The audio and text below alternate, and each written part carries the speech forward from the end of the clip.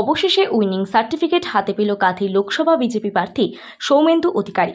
তৃণমূল কংগ্রেস প্রার্থী উত্তম বারিক রিকাউন্টিংয়ের জন্য নির্বাচন কমিশনে আবেদন করলেও শেষমেশ জয়ী ঘোষণা হলো সৌমেন্দু অধিকারী। নির্বাচন কমিশনের পেজ থেকে জানা গেছে, সৌমেন্দু অধিকারী 47,764 ভোটে জয়ী হয়েছে।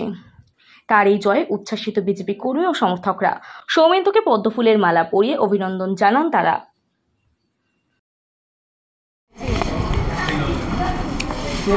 আজকের তো যে জয়ের রেজাল্ট অনেকটাই তো আগে এগিয়েছিলাম, কিন্তু ওই সার্টিফিকেট পেতে বা বিলম্ব হলো কেন? সার্টিফিকেট ওদের পদ্ধতিগত বিষয় ছিল, তার জন্য একটু ডিলে হয়েছে। সার্টিফিকেট পেয়েছি, কিন্তু আরও 1 ঘন্টা 2 ঘন্টা লেট হতো, অসুবিধা কিছু ছিল। মমতা বন্দ্যোপাধ্যায় একটা দাবি করছেন যে কাঁথি কেন্দ্র এবং দমদম কেন্দ্র নাকি চুরি হয়েছে, কি বলবেন?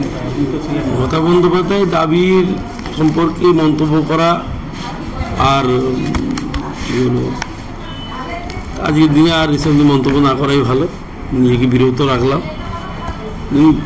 ডাক্তার দেখান, মাথা ডাক্তার। আগামীকাল থেকে দ্রুত আরোগ্য কামনা করছি।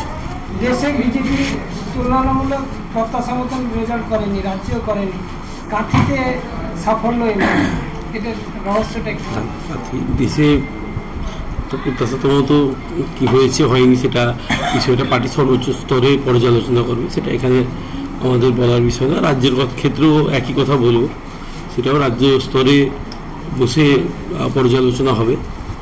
কাঁথি আমরা প্রথম দিনই বলেছিলাম, আমরা যেদিন ভোট ঘোষণা হয় বা যেদিন প্রার্থী ভোট ঘোষণা হয় বা তারও আগে থেকেই আমাদের বক্তব্য ছিল, আমরা কাঁথি আসন মোদিজিকে এবারে উপহার দেবো। 7টি বিধানসভা জিতে উপহার দেবো, এটা প্রতিশ্রুতি ছিল, কিন্তু আমরা একটু পিছিয়ে পড়েছি। 1টি বিধানসভায় আমরা পটাশপুর পারলাম না প্রতিশ্রুতি রাখতে, বাকি 6টা বিধানসভা আমরা জিতেছি।